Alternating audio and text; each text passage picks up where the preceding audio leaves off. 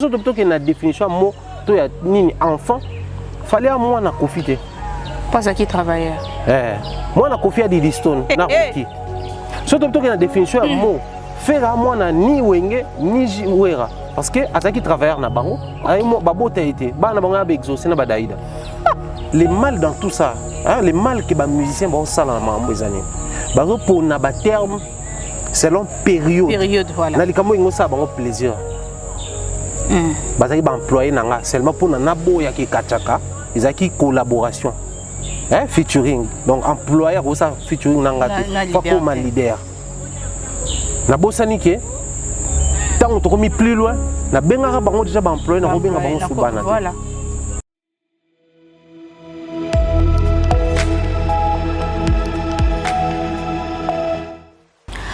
Mesdames et messieurs, bonjour et bienvenue dans Table ronde à la chaîne Nabino, la maison de l'excellence. Aïe aïe aïe, aux non-abonnés, je vous demande déjà de vous abonner parce que je vous assure que vous allez aimer cette émission. Hein. Avant même qu'elle ne commence, moi déjà je sais que vous allez adorer. Aujourd'hui comme invité, je reçois pour vous l'excellent Thierry Mumbaya. Derrière la caméra, c'est Malex Mwadi. Si tu peux intégrer mon invité et nous allons commencer. Spirito, bonjour. Bonjour audience, bonjour à toute la famille AMTV, nous fait le meilleur. Comment vas-tu? Bien, portant par la grâce de Dieu, on est là, on évolue tout doucement. Alors, Spirito, je vais te faire une petite lecture. Ouais, vas-y. D'où nous allons décortiquer ensemble. Alors, je le dis haut et fort, que ça soit la dernière fois de m'interpeller pour rien. Soit disons que c'était une procédure normale. Alors que j'étais le seul passager à être interpellé jusque dans les locaux de la DGM, OFIDA et de l'ANER. Ils ont saisi mon passeport, j'ai laissé faire. Ils ont voulu prendre mon téléphone, je m'y suis farouchement opposée. Avec force, d'ailleurs, tous ceux qui étaient présents à l'aéroport, aujourd'hui à partir de 12 et 13 heures, au carrousel à bagages, ont vu ce qui s'était déroulé. Je n'ai pas voulu filmer pour éviter le scandale, mais il y a un enregistrement audio que je garde comme preuve. La semaine prochaine, je ferai un test d'empoisonnement. Au cas où je me retrouverai empoisonnée, je poursuivrai en justice les services de la DGM et de l'ANER. Ils seront tenus pour responsables. Bob Elvis. Bob Elvis, force à toi, beaucoup de courage. Bon, je ne sais pas si je dois dire beaucoup de courage. Et sa première expérience, il a déjà connu ça à Kinshasa avant même son voyage. Il a connu ça à l'époque de son EP, son premier EP je crois. C'était presque pareil, les arrestations, enlèvements. Enlèvement? Oui, il a été une fois enlevé à Kinshasa, juste avant la sortie de son projet et tout. Donc il a déjà connu ça. Okay. On est africain, par moment c'est le prix à payer lorsque on se décide d'être assez véridique, assez clair, nager à contre-courant. Avec la politique de nos pays, par moment ça marche comme ça. Donc je crois avant même d'embrasser cette carrière avec une musique aussi déterminée, une musique aussi éducative, une musique aussi qui dénonce. Donc il s'était préparé pour ça. Seulement s'il faudrait dénoncer Batraka et ça à l'aéroport international Anjili, on ne le dira pas assez parce que tout le monde va les belé dans plusieurs interventions d'ailleurs. L'aéroport Nabiso, de toute façon, généralement à Makambo, surtout tout à l'heure, douane sous haute sécurité, je crois, sur la Benga, c'est un document et un documentaire et les Kanaka, la surveillance et ça, sous haute surveillance, je crois, dans l'aéroport, dans service immigration, tout ça là. Tout le monde a mboka bapayande ni pe ba procéder car ceux qui montent à illégalité, tout le monde faut interpeller. checker, contrôler, et à la fin, on te dira la raison. Donc, si chez nous, jusqu'à présent, ils ont commandé noté, alors qu'on espérait après les changements à régime, la manière dont Félix Tshisekedi à l'époque opposant, aujourd'hui président de la République, la manière dont il dénonçait également ces choses, parce que Photo le Bango, clairement, à son temps, tant qu'il opposant, Fatih aussi a connu ça. La complication dans l'aéroport, au privé, au droit, il y a un mouvement, tout le monde a les là. Mais ce qui c'est le même système qui revient, je pense que la meilleure des choses à faire est aux allez communiquer. On retient un artiste dans l'aéroport, alors qu'en sortant, il était passé par là. Donc on sous-entend que s'il y a un, ça ne va pas, et ça l'a mis, tu vas constater juste après passage. Le quoi, il y a des gens qui vont retenir pour le contrôle normal dans l'aéroport. Mais à la limite, une petite communication est importante. Parce que ce qui communication est ils ont prêté la confusion, des hommes ont même discours. Aussi aujourd'hui, ils dénoncent même empoisonnement et que ça, c'est parce que vous retenir sans que vous ayez la vraie raison au Bokangeli. Tout le monde a même bango na bango na politique. Moïse Katumbi a se rendre na Qatar pour qu'il puisse assister à la FIFA et autres parce que parmi les décideurs à FIFA, il avion a atterrir na Luano na Lubumbashi. La raison claire est vanité. Alors une petite communication à comprendre que ton boy avion atterri pour telle raison. Simplement et puis après voilà. Biso monango na lobango tout. Ngamba liboso na sala vol international. Nzela to bimela ka to lekani immigration, contrôle passeport et tout, to continue bus, to embarquer avion, OK. Na retour na banga. Comment? Au quitter l'aéroport, boyer, les arabes, bimisi ba bagage, j'ai mis la main, le temps, bon, quand on a salle, auto les caca, pour bâtir notre tampon de sortie, avant beaucoup de temps, soit la moulongo, bah tout le monde battait les miens en bas au talabino, dans le vélo. C'est-à-dire la manière dont ils ont fixé Bino et comment inquiéter Bino. Qu'est-ce que j'ai fait? Qu'est-ce qui s'est passé? Ni les canaux qui t'ont voyagé, qu'est-ce que j'avais dit dans ma émission? Qu'est-ce que j'avais dit dans ma émission? Comment c'est? Voilà. Tu te poses des questions.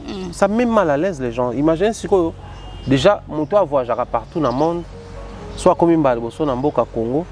Déjà, télé masolo qui est en zonga au foot à go pass en ligne go pass taxe moro buizaka alors que partout à Kendara taxe wala ya la raté parce que moi nous batu mo ba télé miwana beaucoup stressé na moi na moko boy to touriste moko boy c'est à dire autour à détail wana nyonso moi je reproche beaucoup plus la communication so ba ipse bo belvi c'est lo bakangeli il n'allait pas faire ses postes tout le peut-être on est populisme au sali bongo pour sonner non. S'il y avait vraiment une raison valable, après enquête, tout ça, on t'a retenu pour ça, mais après vérification, tout est clean, tu peux partir. C'est-à-dire la personne ou le monsieur va sortir et puis se dire que ouais, on m'a retenu pour ça. Déjà, quand on retient une personne sans raison, il faudrait, Moutouana, normalement, à crier pour éviter au soir. On a vu ça avec une ospi baretena et kaboué. Sans raison dans l'aéroport, il y a Zaventem en Belgique. Ça l'a même live. Pour retenir, oui, mais pour quelle raison? Parce que le passeport, ils ont réglé. Le visa, ils ont en bonne et due forme. Ils ont ça escala normalement parce que billet, voilà. C'est-à-dire, au soumettre, mais ceux qui communication, après, on va communiquer comment ils ne se pas tranquillisés. Donc, autour des artistes musiciens. On souhaiterait que, et ça, là, peut-être plus dans les pays étrangers, tout le artiste en abisso, baza respecté, baza inquiété. Sinon, ils ont un virage au bateau, ils risquent de bazo museler liberté d'expression au bateau. Parce qu'il est vraiment bon. Pour tout comme à niveau à naté, au moins, si je peux texte, au babo Belvis, baye mara, na ba musique na bango. Na makambo ba vivra à l'époque à Kabila. Ceux qui ba vivre au moins ils sont un peu similaires dans la période à Fachi.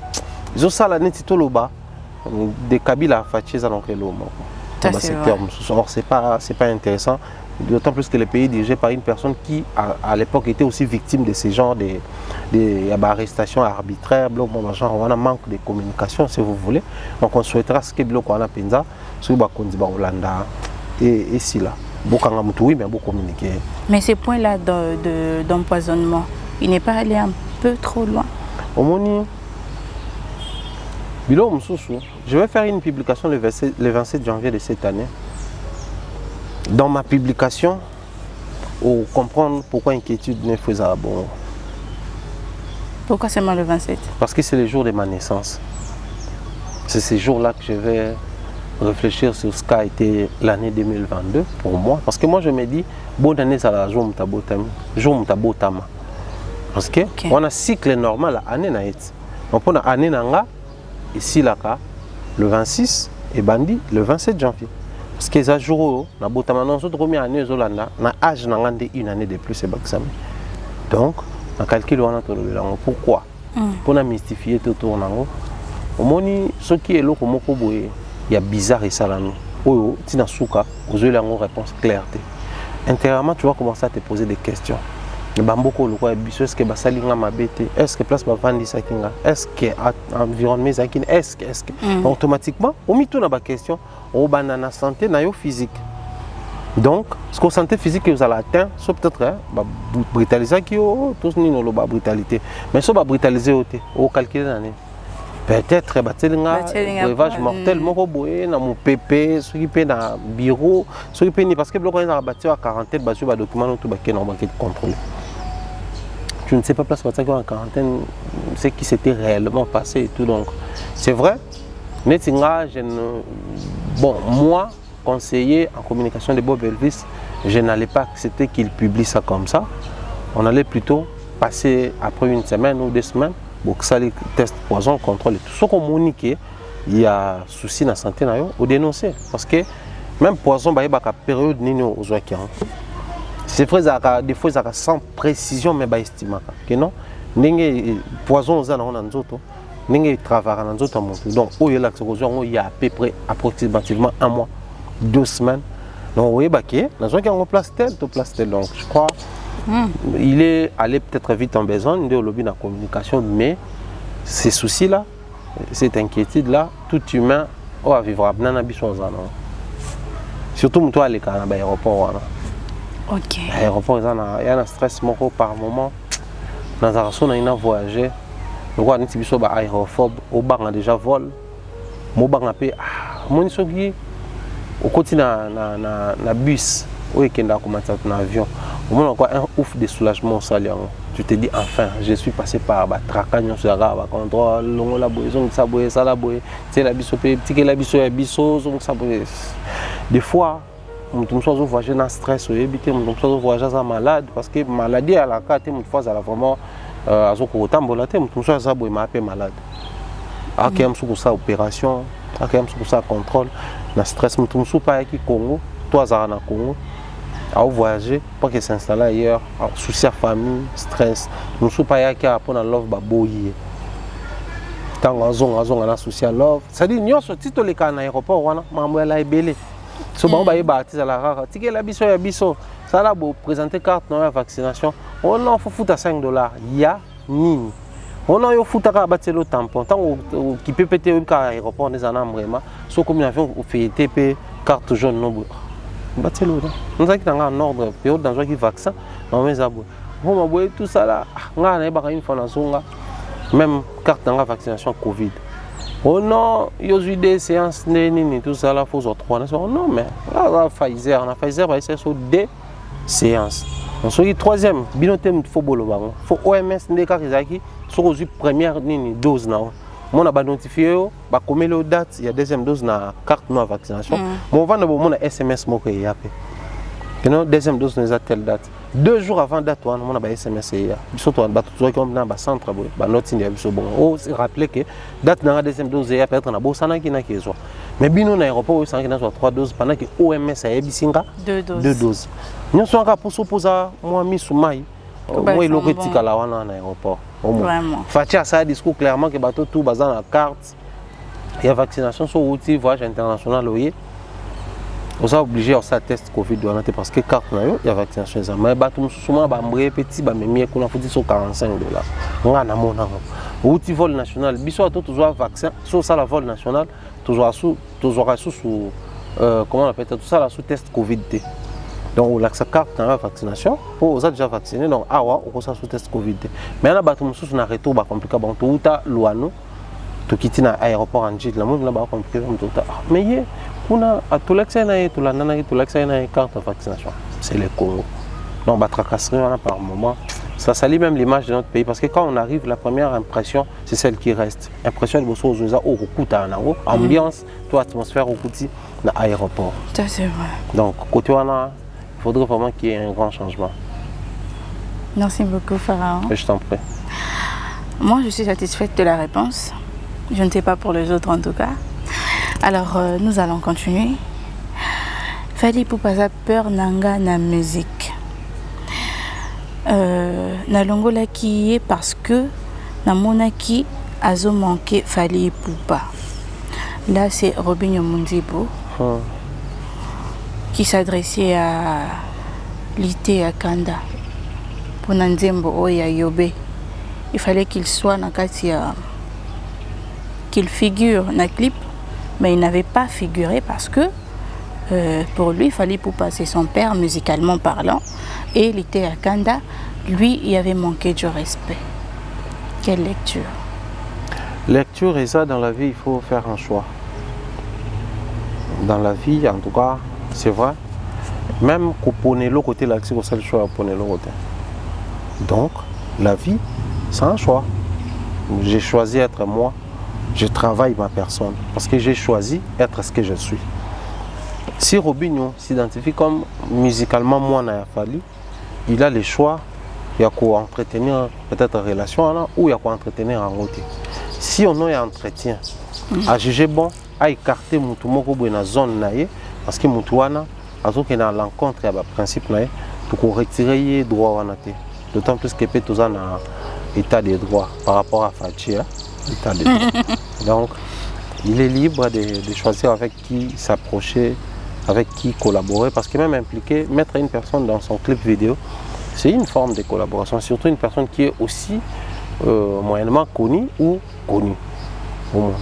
Après, bon, c'est les choix, il y a artistes, et on s'en l'a dans un jardin. Une fois, Robin a tourné un clip à Jardin, on peut comment moi j'en faire, comment répéter à Robin a tourné un clip à Gezer, moi pas tourné un clip à Robin peut moi répéter à dans zone à jour beaucoup tana sur les années. Donc ils ont embrouillé. Oui, on va répéter ensemble. Dans zone à jour moi de confusion ba date c'est ça la répétition ba jour ba tout tania. Des jours égoté ba on ba somba ba siège ba répétition de quoi confina Fally. Au lieu de courir derrière les parcelles des gens prétendant qu'on a beaucoup d'argent. Alors qu'on n'a même pas une adresse, au bureau, tout ces sièges à répétition, tout ces mois studio, c'est-à-dire construction, salaire à parenthèse, et mon photo de artiste à Nabiso, c'est très important au monde. Et ensuite, awa, na mona Robin on a dit mon mot et quand na yobé on a je pense à Taki Yorobo. D'ailleurs, jour où on a filmé Kayena Yorobo, c'est un message pour un concert à Fally. Yorobo là ta pembe. Il y a l'attaque ensemble la veste, toi on a même toi une vidéo, une photo nous tout ça. Bon, je vois en route Robin, ça va tout tourner émission quand on a toi. Mais c'est non avec maman, on a là qui émission c'est parce que les gens ont libéré, bah technicien n'y en sont. Mais sur tel clip à un moment après que Yorobo pas là, ma clip pas là ça. Bah ça prise moi quoi na piscine, tout ça là Yorobo bien, bah fille na la piscine, bah prise rien sur la tête. Bah appréciation finale des fois il y a qu'à sanctionner, bilon monsieur qui censé. Et Zala, blom soupé qui censé zalater, bon insérant donc côté. Et pour on a yobé. Ah ouais. Balancer yo, ba prise wa sali na Angola. Au bazan ba yacht, ba ni baba tiens pour tourner un clip nous sur na Kinshasa. J'étais là. OK. Oui. Ah on a jardin d'Elena. Ba tourner clip na jardin. Na siège na bango répétition. Donc pour Robin à 5 anniversaire même ah ouais, tant à hôtel poto a fait anniversaire nous a concert barbecue soirée ah ouais. Donc, ils ont là, pour moi, je trouve qu'il n'y a rien d'étonnant là. Dis-moi, Pharaon, tu es malade? Malade, non. Je suis un peu épuisé. Dans tout ça, bon, à Kinshasa, c'est beaucoup d'heures dans la voiture. Parce que depuis on est là, au commun, comme si j'ai faim. Non, moi, j'ai pas faim. Il fallait que je sois comment en fait. Non mais comme tu es d'habitude là, moi je te sens pas. Mais c'est quoi ça? Souffre qui est dans un Nazaka touriste à la base. Donc j'ai une structure à tourisme Toé Bakongo. Toé Bakongo déjà en lobby là on va les mais je profiterai pour tourner dans le bango. On va profiter à on ne sait jamais. na même rabato na ba voyage pour faire découvrir bon ba site mboka ba comment est-ce que mboka na biso na ba merveille et quoi ko booster si bon na nga mona ka oningisa ministère du tourisme parce que nga mo pe la booster à côté wana to même rabato va visiter ba chute ba site touristique ba site ba lieu historique mboka na biso nde na cadre ya mosala nga wana et ça là qui est nazonga sous na boma na baobas dans là il a visité en na tala ba conditions sur les allées s'il y a possibilité de ramener beaucoup de gens alors cette fois là pour boma na même ba tout même ba tout nazongo na vent pas nazo kendepe là na sur na utika kolozi donc il y a une grotte où ils ont na mbanzango nga vanda mbanzango na période beaucoup ils ont na grotte moko na là où il y a des poissons aveugles na kata ba grotte na ba mbisi bon espèce mo mbisi ba mo donc biso ce qu'on a Congo to na biloko on a tout mboka ka moko donc les secteur mo dans ça mais aussi il y avait un parti politique qui créé na Boma enfin na neko mo sali parti politique il fallait profiter de l'occasion biso le quoi média to ya pe ko apporter touche na biso il y a en matière il y a communication et toi accompagner donc c'était à Matadi à Boma. Moi, vu que j'avais quelques exigences à Kinshasa, nous avons rapidement. Parce que c'était prévu dans un jour, dans un été. Mais un peu plus tôt que prévu. Donc, mais ce n'est qu'une partie remise. Mais ça, sinon, ça s'était bien passé. Je dirais oui, mais un peu choqué. Après, dans le bac en émission, il y a merveille. Comment on a. Nazaki so na yiwana habituellement kuta bato ba ebele ba visiter ba installer explication so beaucoup na salle ba msofo botika la debout ngaku tout temps on a yakana proposer bon pourquoi pas bo exploiter le pango elani d'ailleurs site oyo fa ki secteur où tout botika en vide puisque ça na centre ville etali na port botika en vide za la ka site a point bato batongi ba bureau ba mapango ya bato tout ça là parce que bato bano ebele mo na bo se retrouver na bureau ba expliquer bato histoire bato msofo ba telema pour bato msofo ba fanda. Mais tout un week-end place je te dis pas. Batongi. T'es à peine toi avec 6 personnes. Imaginez. Baobas dans l'air. Oh, ils ont une histoire mondiale. 6 personnes, maman. Tu vas me pour changer de kit. J'étais un peu choqué et ça l'a bien été. Moninga, j'ai vraiment des projets culturels et touristiques. Bateau Baebi d'ailleurs.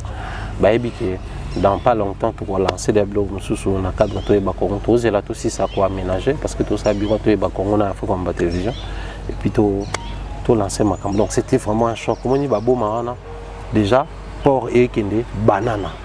Donc Boma a tika la moni port à Matadi et kota mon piaka parce que biloko belé comme à sous Matadi depuis ça fait des années parce que Matadi des fleuves dans les amaï nassé Mwanda azamai likolo les océans parce que déjà ko uta mwanda ko ya bo mama ezoza likolo ti ezo continuer ko quitter mona na calcul wana so sala mona ke tant bazong si port na boma nyonso comme na boma Matadi akita moi moke parce que ne port elonga so boma et que mwanda boma et comme chaotique parce que tant bazo comme chaotique qu'est-ce qu'il faut prévoir pour que comme source y a revenu donc il faut miser na tourisme d'autant plus que boza la première voiture à Congo et à la Kuna.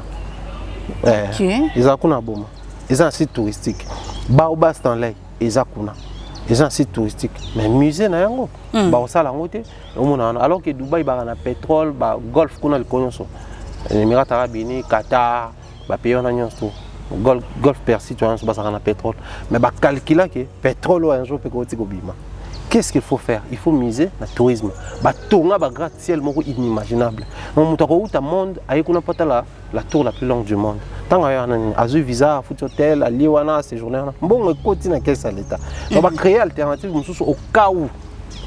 Oh ici là, auto salama biso peut-être aucun ne vers kotonga port na banane.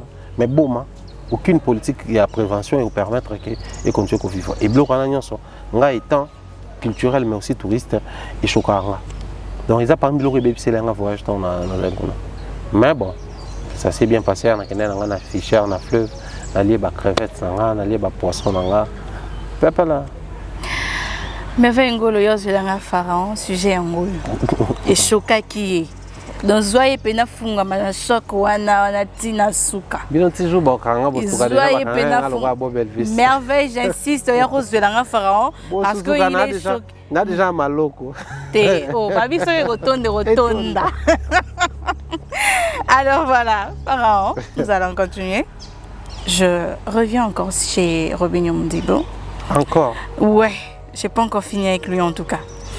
Il s'est dit de partout sur internet que Robinho Mondibo était allé voir Inos B.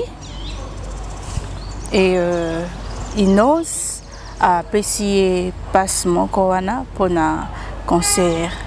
Là n'est pas le mal, mais là n'est pas le problème, je reviens. Mais Robinho a dit que Azo induirier en horaire. En plus, il lui dit ceux qui osent manquer artistes.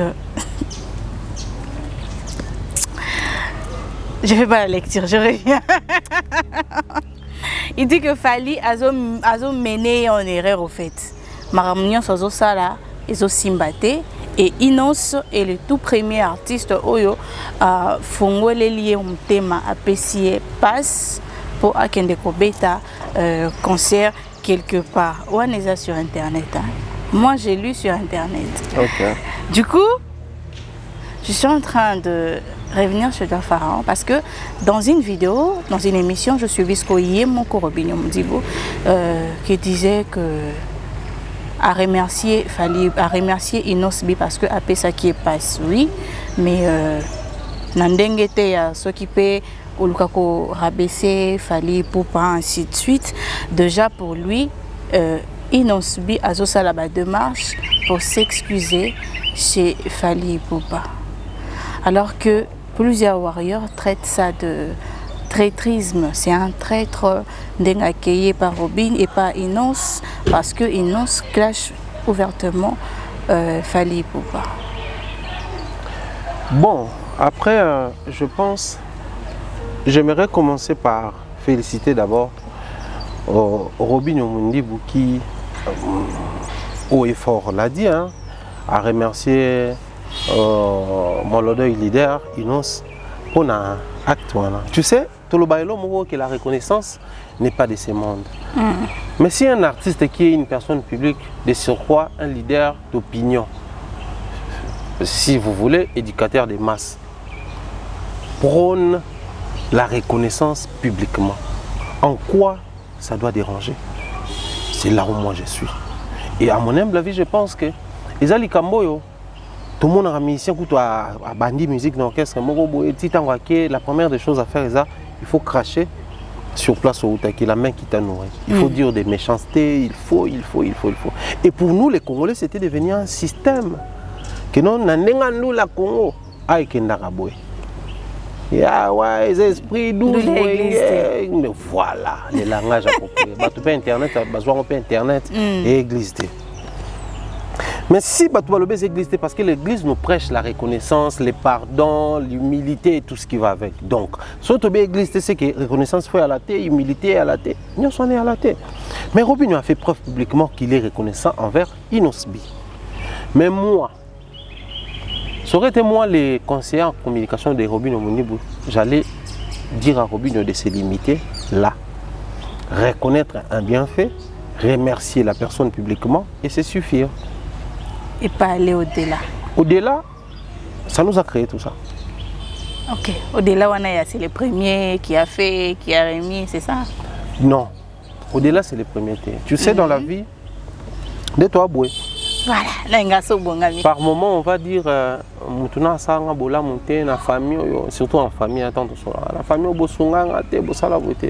alors qu'on oublie, si on a et 100 $. Pour nous, et à 5 $. Donc, pour nous, on va payer ça qui a 5 $, à ça, les bienfaits, à un moment donné, ça doit être incalculable, inquantifiable. Donc, on a les efforts des uns et des autres. Si toi, tu définis les choses, tu fixes des niveaux par rapport à toi, tu ne sauras pas, tu auras du mal à voir ce que les autres font pour toi. Okay. Justement, c'est à cause de ces genres de choses que au monde a des musiciens, mingi a des leaders, Bazar a du mal à reconnaître que non. Petit, on a travaillé pendant plusieurs années. Ils ont apporté beaucoup dans ma carrière. Parce qu'on parlait de Fali, leader, Kofi, leader, Ferré, Wera, Jibé, Robinho, Inospi. Ce sont des leaders. Mais la composition, et ça, la maka, guitariste à Betty, c'est ce qui d'abord crée et fait la force. Il y a des leaders au bazar, tout le monde a tous ces plans. Donc, automatiquement, il faudrait tout apprendre pour reconnaître même la moindre des choses au bateau au la biso. Si inestimable, si minimal, quelque chose là, pour reconnaître. Il y a des personnes au Bassala qui, par exemple, aérophobe que je suis, par exemple, offrant un voyage. Et non, il faut voyage tel, la place telle, billet d'avion, par exemple. Mais si on a que voyage ouana, séjour, hôtel, go pass, déplacement, visite, pour conclure, que billet va sur 850 $, mais les restes à dépenses sur la salle, ils ont sur 2000 $. Donc tu as dépensé plus. Donc j'avais la possibilité de m'offrir ces voyages moi-même. Pour déjà, tout le monde a gagné pour la période de basse saison billet d'avion qui t'a au 5-6%. Mais je ne dois pas dire que non, toi na salle l'autre côté non. Pour nga qu'on a dépensé au-delà, non. Non. Et ça, c'est un petit détail, ça nous échappe par moment. Et ça crée des choses qu'ils ont créé. La musique, Robin, non, toi, à ça, il y a des choses qui copté. Ah, bien, non, tu as pu copté. Bon, bah, master, on va bien accueillir. On va bien accueillir. Comment on dit, chômage bien. Te chômage bien accueillir comme mon beau départ comme Fabrice, pakistanais. Pakistanais, ah ouais. Oui, mais comme on a pakistanais, tu sais que là, on y est pas si les caca pour les médias en soi, bah master depuis qu'on a bien pakistanais. C'est pas si capable. Oui, mais on a pakistanais. Parce que ah mon gars là. Non, c'est vu que puisque Babanda ko benga déjà. Il y a pas comme on sous benga on les comme une provocation. Donc, bah master n'est-ce qu'on va ébiner bah no benga à Kelembi, Mongala, pakistanais bah ébi qui peut-être bah peut c'est peu copie au quota maison mère copandole. On ne pas les facilitations. On ne pas passer un zembo. Ok. Jacob. Mobe molondo. Aïda ina ba arrangement ba ni. Jacob. C'est-à-dire, on a tout le monde on te pour ba passer copie ya mbongo. Oui ça. Ah voilà, à ce qu'on a commis place. Donc c'est parmi biloko on saura voir d'autant plus qu'on est fixé sur biloko biso tout le monde qui ya rondé à cop. Nga lo bango clairement d'ailleurs na PC moté papa Zahir Jazz Kavoul depuis la France. Moi, j'ai réalisé mes émissions à la radio, après j'ai sali bref séjour à la TV, après j'ai été en Internet. Je n'ai déjà battu, ça a fait une émission d'analyse, na petit Jani père à son âme, tout ça. Mais le jour où j'avais reçu Jazz Kavoul na plateau, c'est ce jour-là et Jazz Abaki on a manga soutenu dans le yamba.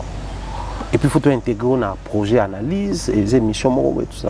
Et depuis toutes ces années, depuis 2017, je suis resté parmi les analystes les plus demandés. Ce n'est pas pour le Bakeno à Jazz Kavoul comme pour Yendem tout ça qui était. Même Raïs Kanyo a fait ça en cop internet, il y a Nancy Kila qui dit, la pasteur Joyce Kila. Ok. C'est cette notion-là des fois qui nous manque. Moi, à force, moi, je suis bien mobile. Je suis audience. Je suis ce verset, je suis dépassé limite, je suis lésé. Il y a un Félix choisi quoi le baga esthétique et bon vélo. Moni, car remerciement salarié. Est-ce qu'il était obligé aux autres sa émission que non d'ailleurs à Zoluka à soigner la aigle Yangoana d'ailleurs dans sa carrière il a presque tout ça lui manque seulement Fali c'est important. Non mais il est revenu parce que comment qui débat justement il comme il débat parce que Robinho a voulu expliciter sur l'aide Inosbi Bani tout ça. Déjà par moment dans la vie il faut garder le côté mystique de la vie. Il ne faut jamais tout révéler au grand jour. Il faut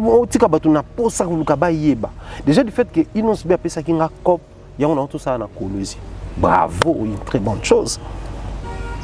biso to sa émission bato musu ba lobela on ça dit mais et ça déjà tiki biso ne lo moko mais tant que loba po bato ko mutune est-ce que Inos B mutabenga ki to prince mutabenga ko mi expliquer que no prince ndaza na linga te na leki na ye d'ailleurs prince mutabenga ngata na mon appel o ko ma biso na ba détail moko dérisoire oyo en lieu et place et ça elengi nango et démystifier et souka et rabaisser sentiment OK to ke plus loin c'est comme que non mais bango ba sepela kité ba warrior ce qui ni yango qui ko expliquer que Fally pour na ye ya za fana Fally tout ça là déjà se faire appeler fana Fally mais ne pas être warrior contradictoire ba c'est ça warrior tenga na warrior te mana fana Fally est-ce que ba fan to ba za ba manza comment ko te zaki ba structure ba manza comment ko bazalaki manza ka musuzaki so ya nini ba zamba ba petite à 100 kalbar ba ba tout ba structure zaki ba fan ya wera.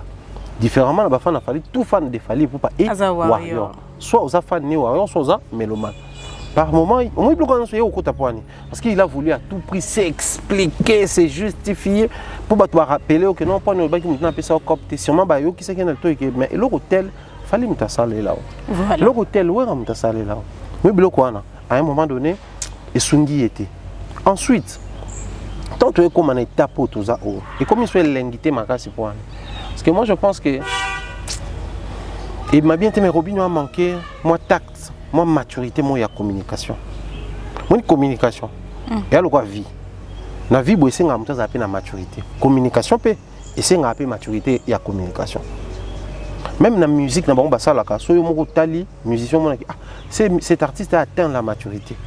C'est-à-dire, il composition, la manière dont j'en sais biloko et comme différemment dans ça, donc c'est qu'il a atteint un certain niveau de maturité.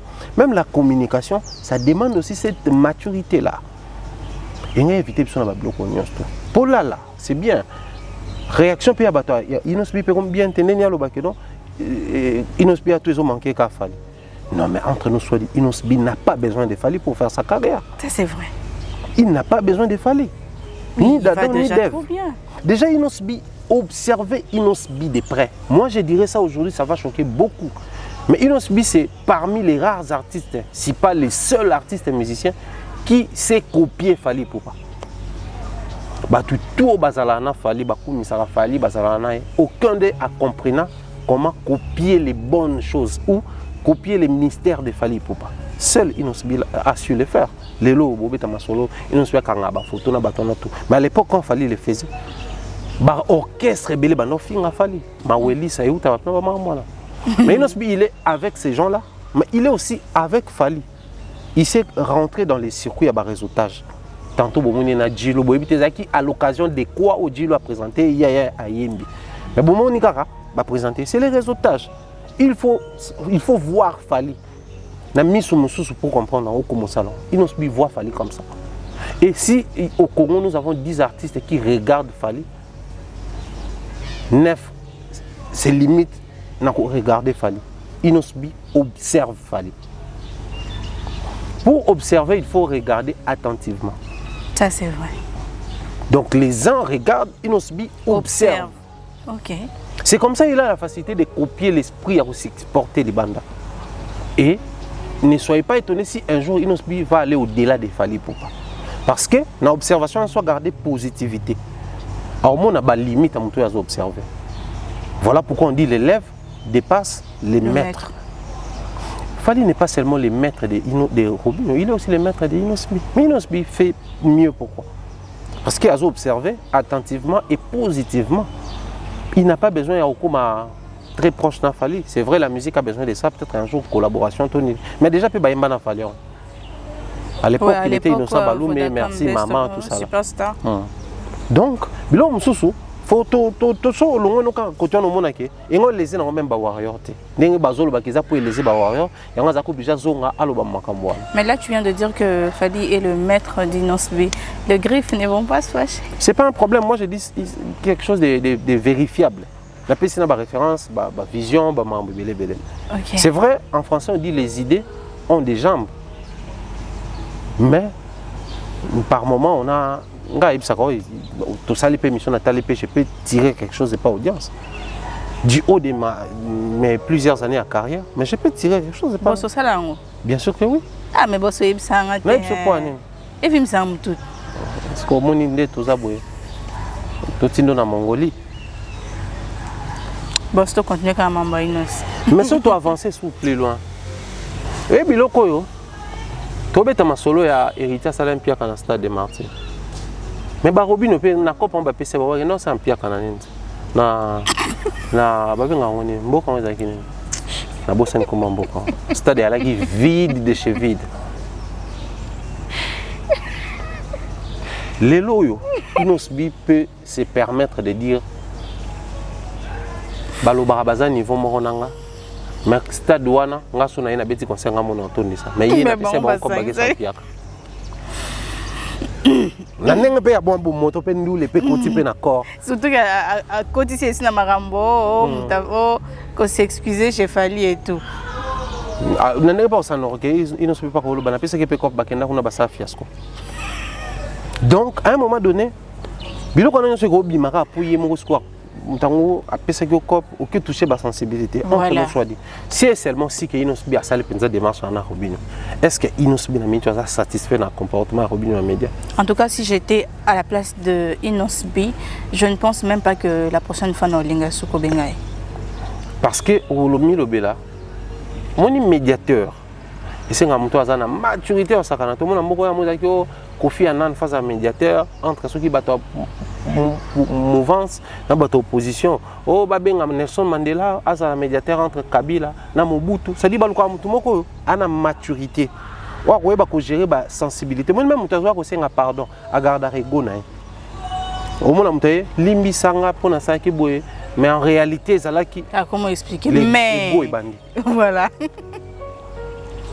Limbisanga en tout cas, je reconnais mes fautes, mais yo pour ça là qui boye yango tidenga. Non, quand on demande pardon, on demande pas pardon. Mais le la moi ego ya la na mutu nyonso, Inosbi peut-être pas na ego ne. Si seulement c'est à cause senga penza, démarche wana ozonga climat de paix, ils ont entré na aigle. Donc Robinho a fauté. Il pouvait tout sauf que ça la makambo salwana. Donc pour moi, je dirais clairement c'est un frère avec qui tout sur la na mbaki na émission. Je sais que peut-être ndenge pe le quoi moi wenye ko ça bien mais vraiment là, il a commis une grosse erreur. Il a rebâti sa émission, il collait l'émission après sa merci. Et là maintenant, il mettrait à nu et créer la frustration et bâtiment belé. Même monter ceux qui s'occupent pas penser que cop on a l'intention, on a prochainement rien à copter.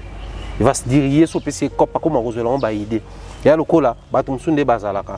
Ah, tu es bien habillé hein? Lundi, mardi. Ah, tu es bien habillé hein? Ah, en tout cas, jolie robe. Hein?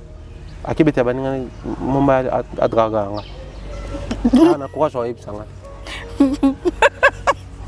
nzoka te yo zo apprécier na kana éducation ba pesa yo parce que biso to koli na banda ko ezaki ah jolie chemise ah bien habillé comprimer ça là moi bien c'est à dire nous on a été élevés comme ça qu'il faut complimenter biso yaki même maman na bino we c'est suko bakanyo mabe a silikate po ebike ya bakanki ya bien. Ils ont la peine que nous t'accueillons sur le quand tu bien t'es bas dans la baoloba. Eh grand-mère dans la soirée l'ambibilo na ebisi me pondo fouté mais à rouler là. Biso ce commerce biso c'est bon. Exact c'est bon le bel a bongisa. Po ebike ndeza wana so alambi bien. Bana tout ba okumisa ye a moi avec toi zo tout beti matolo tondo kumisa pe mais ebike mingi elle a sincère. Au monde. Si quoi batum super la bon apesio deal yo définir on est pas ni kanga apesanga deal là non mona X, non, Y automatiquement, même Inosbi connaissait en froid, on peut se dire ou interpréter. Donc pour pas que toutes ces versions aient interprétation, vraiment il aurait dû se taire juste après les remerciements. Mais bon après les 20 versets, tous en moyen on récupère aux appels. Voilà, en tout cas on a dédié pour naïe Nzemboya Fabregas le titre Au Fouté. Hein. C'est une très belle chanson. Oh, Abayo. Ah. Mais chef, tu m'as au fouté, mon titre. Mais est-ce que vous avez dit Babenga après c'est au monde bisotoza yo pesa mo parce que ba bêtise au moloba surtout bato ba collaborer na Inosbi voilà neti yemoko Inos atanga ki ba Samarino ba Fabulous atanga ki tanga ba imagine so te Fabulous ça a déjà dit loin apparemment les bakina na mona ki bazaki Robinho Rebochulo Pisson Gas Fabulous bazaki bon tumpiaka Tu vois, il y a un lobby à foutre. Bon, voilà. Alors, on va passer, on part à Papa Chéri. L'homme qui a mis l'eau dans le coco. Voilà. L'homme des balles des matchs. Voilà. Rumba mature. Voilà. T'as bien. Au plus, ça bien. Hein? Oh, mais moi, le bien. Vous avez album pénaté. L'homme de Zebouka. L'album n'a pas rumba mature. Toujours ces deux choses. Alors, il n'y a jamais eu de froid entre moi et Fally Ipupa. C'est les fans qui créent tout ça. Papa Chéri. Parce qu'on école, quand on a un point de suspension, on va bien à 3 points de suspension. 3 points de suspension et ça à 9 points. Non, point de suspension, il y a à 3. C'est autant vrai. Hein? Ah, nenga so bonga mi faran tout en vrai mon araso na vani mon autre émission ba détail pour la nantique banin expliquer na point de suspension et aussi suspendre qu'il y a une suite là ce sont les fans ngana longa point de suspension et virgule na renvoyer question les fans de qui. Il y a même chose qu'on a historique. C'est parti d'où? Pour qu'aujourd'hui, les gens disent clairement que Fally et JB sont en froid. Voilà. C'est parti d'où? Par moment, Bisso, techniquement, Balobaka, Bakangaka érosion T, sans pour autant s'attaquer à la tête d'érosion. Bakataka hémorragie T, Bakangaka hémorragie T, sans pour autant s'attaquer à la cause, la source hémorragie. Vous vendez qu'à bouer, bah il faut que non, on a le bon nom maquillé ça. Et les obima. Faut bon que bouer bah cause, place hémorragie sur ma bakanga yango. Et les internistes, bah médecins bah oué bah maramna loba. Qu'est-ce que je veux dire par là? Mon le loyo. Là loba on a émission les fanatiques sont les reflets de leur leader. On a tellement quand on le ba on trop score et cotinga. Voilà. Musicien lolengo ya tambola lolengo ya zalaka. On a peu ba fanatique ne ba on a tendance à zala bongo. On voit ça même chez les adeptes dans nos églises. Les pasteurs non seulement les langages qu'ils utilisent plus quand ils prêchent, les bandits vont commencer à l'utiliser aussi. Voilà. Et quand tu as un vocabulaire na bango ya mikonyoso. Au moins il n'y a plus le même style là. Moi je travaille avec un pasteur à l'époque pasteur Emmanuel Mouepou. D'ailleurs on a payé mbote. Azaki aranaline na mutu ala taming ba bretel ba chaussures na la tamo ba chaussures ala quoi moi ba Chelsea boutouane matin avec le temps presque église on va comment la tabo ba olanda pas c'est dit bazu gouana na influence au pasteur azanango sur bandimi l'influence d'un leader et mon na rappel na bandimi na ba fanatique na pour la nini tout ça qui n'a facilité le bagage ouais ensemble leader majoritaire soit leader maximum soit leader pluriel parce que ouais a été très proche na ba Tchangu na ba na Tchangu très proche na ba na Kanluka très proche c'est-à-dire na milieu quoi pour nous on que Jiba beta ba concert VIP alors que Jiba beta peut un concert public pourquoi parce que Jiba était BCBG bon chic bon genre bourgeois c'est-à-dire a créé un monde némoko boy déjà ba tout ba le bagage Jiba matin na moi alors qu'il y a une publicité, il y a un concert, il y a une émission, il y a un monde. Mais il y a une c'est-à-dire à créer un mythe, à créer un nengé. Et les fanatiques de JB se comportaient comme ça. Il y a évité beaucoup de choses qui tout le monde peut boire. JB peut une émission, on peut inquiéter, pas trop. Mais si on a au monde, on va menacer les gens. Parce que l'esprit Wenge, maison mère Isaki, intimidation, et les fanatiques s'identifient à bon. Je suis un musicien JB. À l'ongwe BCB, j'ai sali ba émission Tonini. À clasher JB, toi tenir ba propos, mon ami qui bat tout peine à BCB, j'ai ba fan, ba ouais inquiété. Mais combien de fois ba fan il y a maison mère ba inquiété. Et ça rend complicité ba fan à maison mère na ba colo maison mère ne ba pesa faire combo tilapia, ne ba pesa Fabrice combo muchopi, ne ba pesa ba mission tout ba longa na ba combo. Banan baloba qui déplique à Zara na maladie andek. Ba fan na ba ta maison mère. C'est-à-dire ils ont identifié chaque orchestre. Maintenant, les fans, il y a des baloba qui non. Papa Chéri na aigle bar en froid. J'ai d'ailleurs aimé parce que certains musiciens ils sont tellement méchants. Commencer à voir le bakéo, c'est la presse locale qui crée tout ça. Bah journaliste n'est beaucoup là sur la polémique. JB au moins il est sincère à l'obéza ba fan. Donc na kata ba fan na ba fan yaye.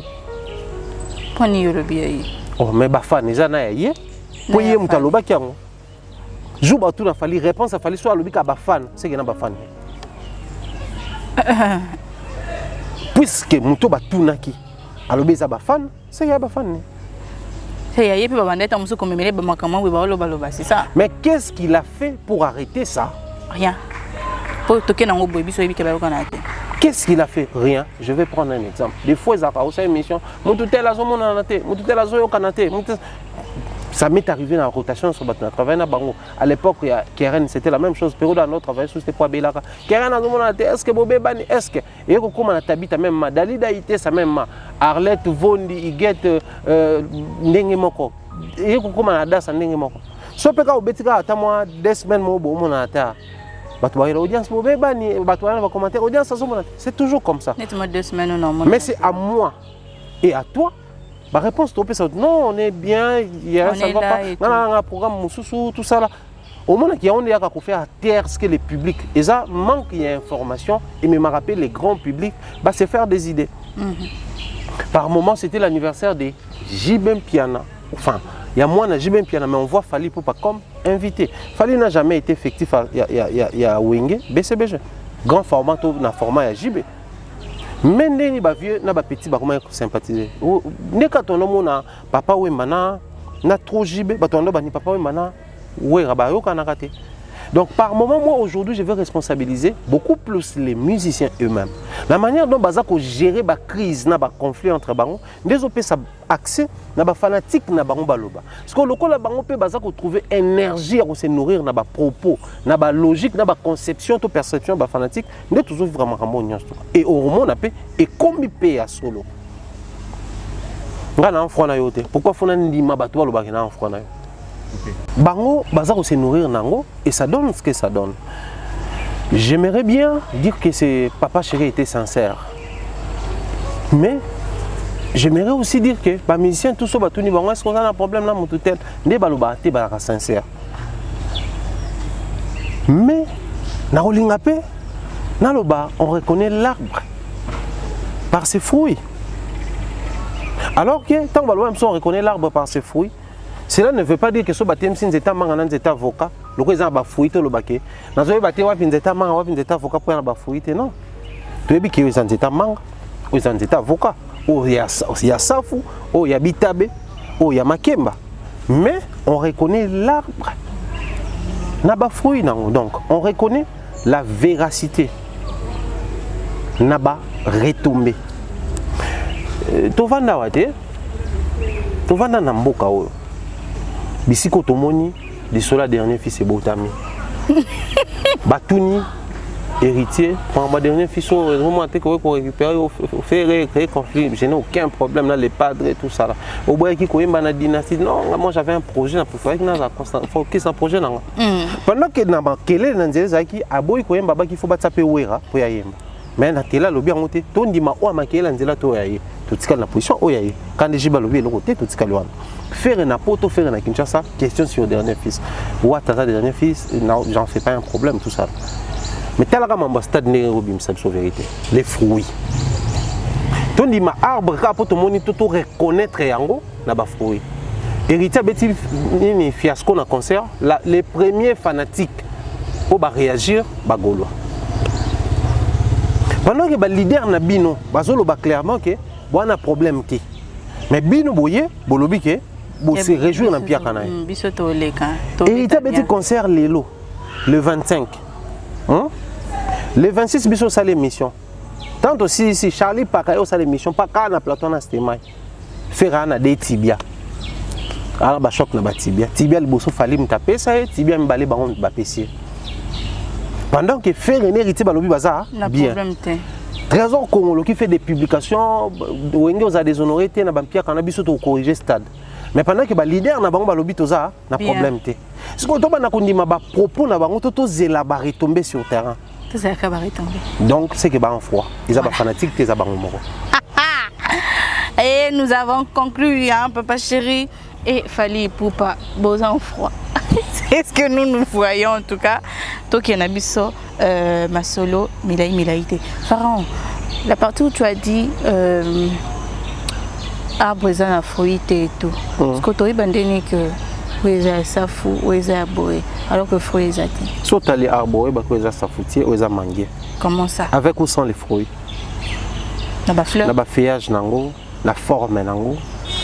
Est-ce que vous êtes sûr que ce balak pendant cet manga yo benga baobab bien ceux qui baobab bien benga oni l'arbre qui porte les lignes de t'es pas ça n'a pas autant te pardon match nul. Bah on ne va pas commenter pour embêter l'homme pour embêter le bandasco na beau vraiment des baobab le reste n'est invité. Alors dans une émission chez Nati Lokole qui parlait de featuring. On lui a demandé en ce qui concerne Mamba featuring à lobby tout au bazala panaye à Rosana bango featuring té parce que bazaba travailleur. Donc pour lui featuring est de leader à un autre leader. Tu es d'accord avec ça que featuring fait à caca de leader à leader déjà avant ton quota là où je vais en venir? Bon, Mamba featuring on a tout ça là quand même des missions je crois tant qu'il fallait baner ba featuring à l'époque où batouazai ko finga awa tout ça là. Mais ça dépend de l'appréciation d'une personne à une autre pour tout respecter les propos de Kofi et à l'artiste Moussoussou. Mais s'il faut que nous a logique musicale là-bas anglophone ba créer sur featuring, featuring c'est traduit musicalement par collaboration. Donc on a ralelo bien affilé fit ben. Et ça peine un clip moko ya Kofi Olomide que le nom m'échappe un peu dans le Congo rapidement. Bah comment Kofi fit Cindy. Voilà, Elixir. Tant Cindy Salaka remix Elixir, au moins que je me trompe mais je pense que c'est là qui est. Nzembo Yembela qui André Ayou. Fais-moi plaisir. Ils ont dit que Kofi en principe c'est le quoi remix mais bah comment si Kofi fit Cindy. Cindy qui travaille chez Kofi, mais Kofi dit à l'autre que ça fait tuer un travail, il fait un leader. Voilà, déjà, travailleur. Et côté des ordres. Mais, dans le orchestre, il dépend de la format. On collabore avec un collaborateur ou une collaboratrice. Si dans l'orchestre de Kofi Olomide, il ne travaille pas avec des collaborateurs, mais plutôt avec des employés, donc il y a futurité. Parce que bah, quand on collabore dans la structure, ceux qui basent sur collaborateurs. Comment vous pouvez accepter que Babengayo employé nanga alors que na Afrique on va avoir collaborateur. Et ça le coup là tout ça tout biaisé terme tout ça appellation mabé. Mais comment peut on le Babengayo collaboratrice nanga alors que na Afrique on va télévision aux employés. Et ça peut qu'à moi donc du coup ceux qui na orchestre Kofi na Sature Akala et ça là qui va Fali, ba Gibson, ba Sam Tintou, Modoga Baramboa, ba champion du Capella d'ailleurs bon anniversaire esthétique champion du Capella pour les anniversaires né. Bazalaka ba employé. Il y a Kofi Olomide donc collaboration zalate, featuring zalate. Là la format en azar. Donc tout dépendra la format on va définir dans l'orchestre là-bas. Alors, dans le même temps Anna, à ce qui concerne Mamba Stade de Martyr. Ayako le belo mo le quoi bateau baro tondi ça vraiment Stade de Martyr. Faut à la moine ya quartier latin. Donc quand déjà il avait dit que et pas naïsa ba travailleur. Et puis quand on dit ça Stade faut à la moine il y a quartier latin. Et là actuellement il veut voir Bakoko. Oko sang c'est là on manda mpo netinga na bunga. So na sang c'est que na magicien. Je te jure. Comment d'ailleurs pourquoi yo sang ça passe en été? Faut pas savoir soir ba cirque beaucoup mutsanga lokwa magicien na bisa ba pigeon ba lapin na kata ba chapeau ba ni. Ndeni, est ça compliqué? Ah, est-ce que bien ba musicien congolais ba souffranelo au mot boy. Ba ça la jeu des mots. Moi, papa chéri peut qu'on a la musique à la raté, mais il m'a fait dernier fils, fils na lingala mwana oye koto yo azaki bazaki ba employé nanga koto yo boye période moto viva polémique moko nani formateur na musique à la raté ka ba encadreur mais tout qui ba définition dans la définition formateur on retrouve l'encadrement la définition encadreur on retrouver formation donc on a jeu de mots kaka. Maintenant les artistes et musiciens font comment? Les artistes et musiciens congolais ils utilisent des mots où ils ont à l'aise dans la période dans les cambos il y a à défendre. Voilà. Soit il faut accepter que le jargon de la musique est zalaka. Ce qui est dans le lobby que non. En tout cas, allons mettre un avocat par exemple. Que non, l'audience est arrêtée. Elle est arrêtée, ok, tout ça là. Ça s'est passé comment? Papa. Avec ça, dans le jargon. Oh, bah ça les arrestations, mais enlèvement. Parce qu'il fallait qu'il bâtisse des convocations et puis bah arrêter. Soit à répondre, à la convocation. Mais biso ba tuka boy ba lambda toloba, ils arrestation. Mais muto dans le domaine juridique biso que non, ils enlèvement. Donc non ba arrêter nani conseiller président ba bité ils mandat d'arrêt provisoire, c'est pas vraiment un arrêt décisif. Bon, c'est-à-dire dans le jargon il y a des précisions. Si que jargon ils a la kaiko ko dans l'encontre il y a définition normale il y a mot, tout est terme. Donc il faut accepter que dans la musique biso na ndenge musique na biso tolobi que na musique ce qui m'a travaillé pas mutu et qui abimi na orchestre n'est pas que ça la carrière na abimi to bengaka ye mwana ya musique. Donc ils ont un jargon parce que surtout que na définition mot to ya nini enfant fallait à moi na profiter pas ça qui travailleur moi na confier di Liston na Roki surtout que na définition mot faire à moi na ni wenge ni jiwera parce que ataki travailleur na bango ay mo babota été bana bango ba exaucer na badaïda.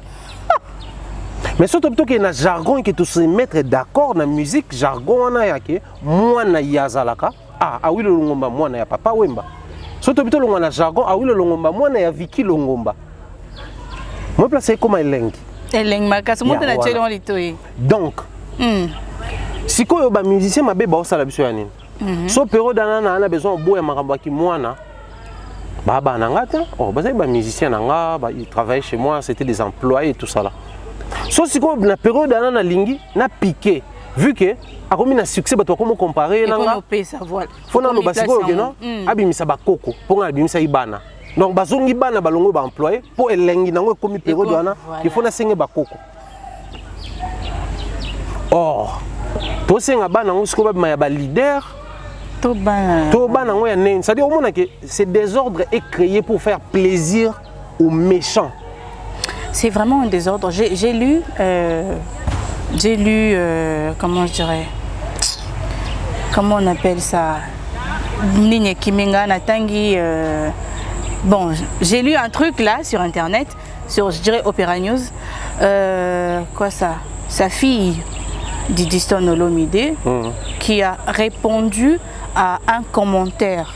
Il y a mon fan qui a commenté disant que papa ton père tu dis quoi? Et la fille qui répond je ne suis pas le seul enfant. Voilà. Du coup, le monsieur qui a rédigé l'article a précisé à la fin, il faut préciser que Koffi Olomide parlait des enfants artistiquement parlant. Abanda ko lobana bana oyoye abotité mais tant que tozozonga lisusu na kati ya makambo oyo ozoloba désordre on ozoloba te oye moko pa lobaki autrefois que non bazaki ba employé na ye donc ba employé ba bana na oté OK donc ngani na vandi abona ba audience a mwana nga na mwana te bo Esmeralda Dev Trina Blessing baba na skou nati ko bengo papa. Non, l'appellation papa, déjà vous défiez Dieu, pasteur, papa, alors que dans la Bible, il est clairement écrit, n'appelez personne sur terre papa, vous avez papa Moro du Colo. Vous défiez déjà Dieu, donc tout est nation des ordres. Botan la Bible est faux. Côté ni wana. Botan la Bible est faux. Jamais tant il est versé. Souka na moyenne benovandina magana comme kémite mais je maîtrise la Bible. Mais on a quelle lectrice de Bible bata mon bossé il y a mbata. Comment je connais pas verset wana? Matthieu 23:9. 8 à 10 mais Et n'appelez personne sur terre Père, car un seul Père, un seul est votre Père, celui qui est au ciel. De même, ne vous faites pas donner les noms des docteurs, car vous avez un seul docteur, le Christ. Mais attends, docteur de la loi. Il y a à dire dans ma maman, ils allaient bénir. Donc, Père, c'est vraiment un désordre. Oyo, ils ont dépendre de nabi. Ceux qui ont toujours le jargon, on accepte. Que Fali, Gibson, na Kofi, Ferré, Babino, Wera, Seguin, les autres, Jibé, on est d'accord. Mais ceux qui ont le jargon et qui ont un terme clair, Niti. Mais c'est quoi les mal dans tout ça? Les mal que les musiciens ont ça dans les années. Pour un terme selon période. Période, voilà. Ils ont plaisir. Ils ont employé seulement pour les kachaka, ils ont une collaboration. Featuring. Donc employé ça featuring pas comme un leader. Na bosanike tant on te mis plus loin, na bengara bango déjà employé na benga bango subana. Voilà. Bana nanga ba pesanga ba koko. C'est des ordres là. Côté kuna, bana na musique ba la raté. Mais tellement je veux faire plaisir à faire ego la dernier fils. Oubliant que ngam na loba que bana ba la raté na popoto lobo. Donc à dernier fils té. Voilà. Et ces désordres, ils ont nourri qu'à bateau, basant à moi méchanceté dans la période où ils ont et les mal dans tout ça, les fanatiques acceptent ça comme ça, avancent avec ça comme ça. C'est de l'irresponsabilité. Mais avantage dans les années, génération Oyo, n'andengto au contraire la génération sous sequoia, bateau bazala de plus en plus éclairé. Mais malheureusement la musique n'est surtout aux minoritaires. Parce que tu as la réaction à Batoné Bazo CP là, tu peux avoir ça analyse, ouais, parce qu'il a façonné Fali, parce qu'il a façonné Ferré, parce qu'il a façonné Seguin. Oui, il l'a façonné, mais pendant que Fali séjournait dans le quartier latin, Ferré séjournait dans Maison Mère, Seguin et les autres, ils ont été Fandi croiser les bras.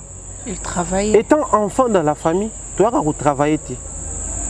Les parents ont préparé biso ba façonner surtout comme parents, il y a bano te façonner, te préparer. C'est-à-dire Bango Bazaki Nakatuana, c'était de ces chanteurs là où Bobé Ngabana ne banota ba cœur, ne banota ba vocaux. Banzembe belé ba leader ba yemba parce que ba leader compositeurs qui sont à un certain niveau ba commencer c'était ba comment ko utiliser abusivement bano Bobé Ngabana bango. Ozomona. Et dans tout ça, plus tout ça qu'on avancer, plus ba toi comment éclairer, même ba fanatique ba comment mature, ba comment éclairer, on va sortir de ces débats à bas échelle. Maintenant nyon so elengangwani. Parce que Ebi Missasko a double discours à les musiciens congolais. On n'aime pas. Les musiciens congolais balingi duplicité à un niveau qu'on a idée. Tantôt à lobby boyé, sans pour autant s'expliquer pourquoi lobby boyé, avec un lobby à l'état brut et pas les kinaï. Et derrière eux, ça commence à abrutir les gens. Vraiment là, ça commence à abrutir les gens. Comment? La même bouche, et ça nini, maya bien maya mabe. La même source, impossible. Comment la même bouche, la même personne peut dire employé et puis azongité bana. Comment la même bouche peut dire bana balarate la musique azongi dernier fils. C'est-à-dire ça on accepte. Pourquoi ça leader nabiso poto lingakaye ouais a raison dernier fils. Mais vous oubliez que yem tabaki fils a été na kopo. Mais viens bien. Yo na kombe na comme na likukuma. Viens yo ka kofi fil. Il y a makila au sakanate na koye mais même banzemba légende. Mais viens. Bando, ozo pengle ka papa binoboy. Mais ndena fanda te papa te ya. Papa so komona mandala ya maina. Nga komona nga mumba ya mandala. OK. Déjà je porte son nom.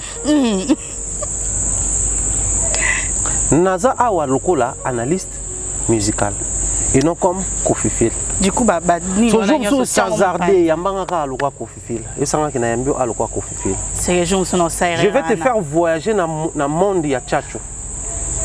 Oyo ke lengi so olinga oyebi musique olinga musique à profiter, je dis bien. So olinga musique à profiter que oyaminga lokola Kofi Fil ou comme olinga musique à Kofi. Attention comme Kofi Fil. C'est-à-dire no ba no betelo masolo ya diva l'histoire qui raconte l'amour, na betelo Tchernobyl, na betelo masolo ya banzembo lokola nini nzembo lokola Alidor. C'est-à-dire na ko betelo masolo Kofi ya musique ne ya kala, même ya ba senza. O ba imana emenea ozwa goût ya musique à Kofi. Mais le coup, il y a un analyste, ça m'oblige à s'habiller na peau ya moto, à analyser avec objectivité.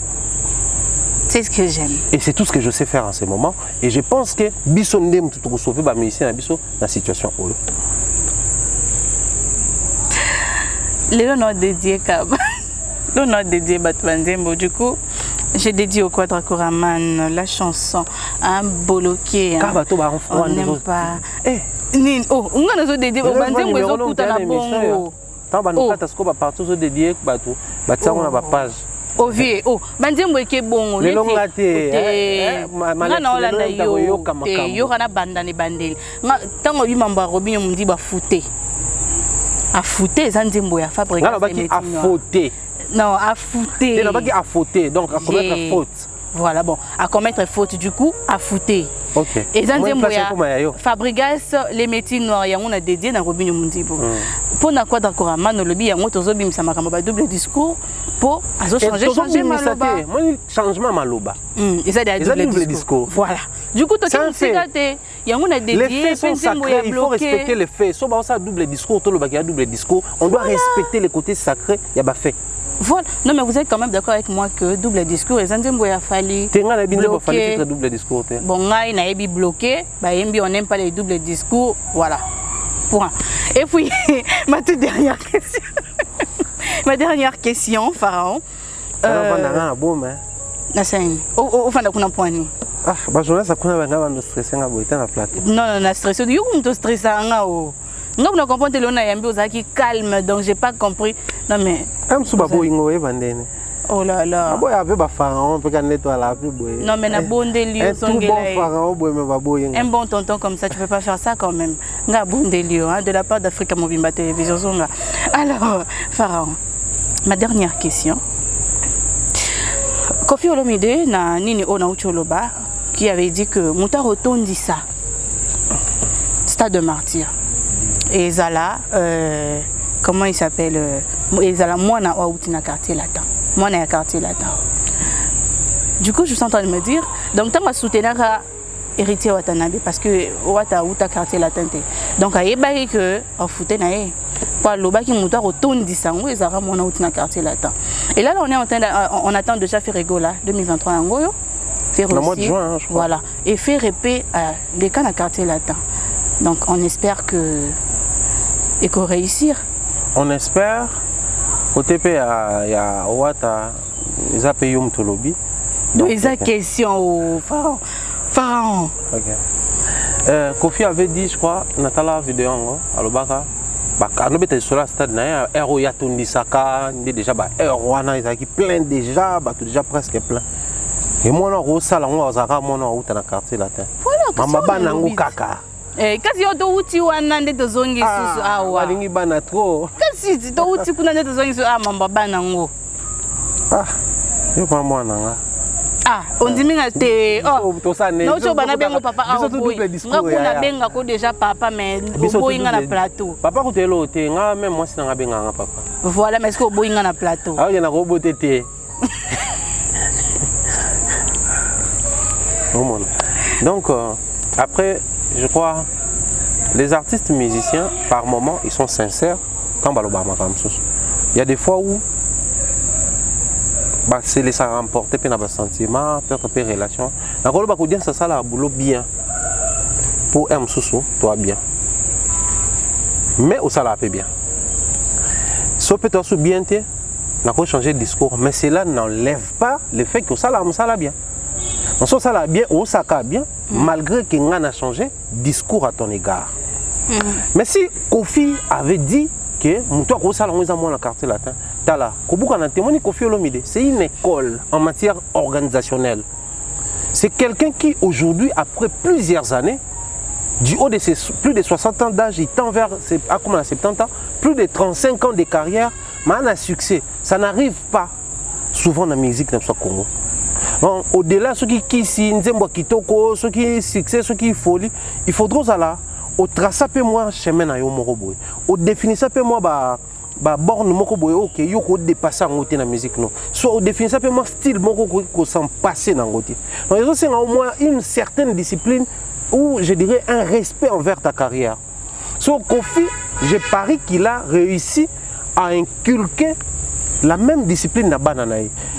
Et bien que na départ à banana ils ont si ba palanganité si ba telenganité donc le souhait c'était ba soignon sauter ndeye mo pas révéler biso na nzembo neke ngangata former moto atikala na moi des plans banini omona sûrement azali na discipline mo anoyeba que la manière na travailler na ba musicien na nga na banini donc awa penza so muta bimia oye kazwi tout aosamaka mo nga na sala. N'oubliez pas que Kofi alobango tant Bercy tout ça là mais moi na Michel Bosso nini a beti Bercy moi na ngati anoyeba discipline na memela ba musicien. Maintenant si quoi le problème c'est quoi par moment on est surpris ngana vanda raboye rapport à blessing tout est dev sauf si faut na sanctionner en tout cas je m'arrange à ce que batante sanga ba alaté oui boni pour ba otala nga ba oseka makambu na bana sala bana ba sala ngo on sait que le comportement où tu prenais la tête aux gens si quoi moi ça ça on se yo sika point si quoi osika point oui ba otala nga ba oseka. Par moment, ça nous surprend. Au moins, moi, on vient quoi zwingako. Parce que moi, on a joué positivement. Alors ça m'a remboursé tout le quoi yo. Il y a un moment Kofi à l'oba qui a monté tant. Ah non, on a ban dans la quartier la tombe ma peau. Tant qu'on fait le bien mission qui na bosso na politique. Ah kana ba omba na ba wana maya se ba tout ba ibani presque pas muta ibani Cindy. Ah non le bela Cindy te qu'un jour Cindy a beta concert na stade des martyrs. Ah ça m'a moya ça. Ah non le bela bana mais la bana qui projetait ou nani ba to anoze la beta stade des martyrs. C'était Fali. Donc il parlait de Fali pour yebike moi na oyo au-delà nyon son appelle ça batutu yé azwa au-delà nango. Donc yé a beta Bercy. Yé a beta stade des martyrs autour de sango attend ko le kabana mususu. Tout compte fait, je pense que même si Ferré doit le faire, et vous allez beaucoup plus honneur il y a Wenge parce que Ferré c'est Wenge est sérieux. Mais du fait qu'il a passé par Kofi Olomide, j'ai pari fort qu'il a aussi copié la discipline de Kofi Olomide sur le plan musical. Et ce qui réussir, vous allez le succès à Wenge, mais la discipline de Kofi Olomide. Le succès à Wenge, mais la discipline de Kofi Olomide. Alors, nous sommes déjà à la fin de cette émission, mesdames et messieurs. Ça a été un réel plaisir de recevoir pour vous le pharaon. Hein. Moi, j'aime bien l'appeler Spiritou. Alors, Thierry Mombaya, un mot de la fin. Et on a un combo. On est dans se rendre compte qu'il y a quoi. Un mot de la fin et nous allons nous séparer. Aimons le Congo, aimons la culture, aimons la vérité. C'est ça mon mot de la fin. Les salutations.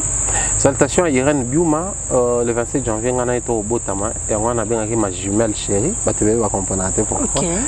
Donc voilà, des gros bisous à toi ma chérie. Bien de bonnes choses à Nadine Mayo, toute la famille Mayo et tout le monde à la maison. Voilà, merci beaucoup. Merci beaucoup. Alors, au besoin il y a anti-vergeture. Hein. Moi, je vous suggère Yarota la Bongo Soraya et Sengo. Moi je l'appelle la ménage congolaise, la fille sans vergeture. Et pas d'ailleurs peut-être Boroki moi solution on est à vergeture donc on a été fiango donc nous autres pembe mais sans tache, sans vergeture. Ma grande sœur Soraya et Sengo, de gros bisous à toi et pourquoi pas mes salutations aussi à Deka Mobutu. Bonne année à toi le boss. Hein. Souhaite que bonne année, bonne année, meilleure vœux. Alors, à vous qui nous suivez, je vous aime beaucoup. Aux non-abonnés, je vous demande de vous abonner. Et je vous demande aussi d'aller vous abonner à Audience KS TV, ma chaîne. Ça me fera un très grand plaisir. Bisous là-bas, je vous aime beaucoup. On se retrouve prochainement. Au revoir.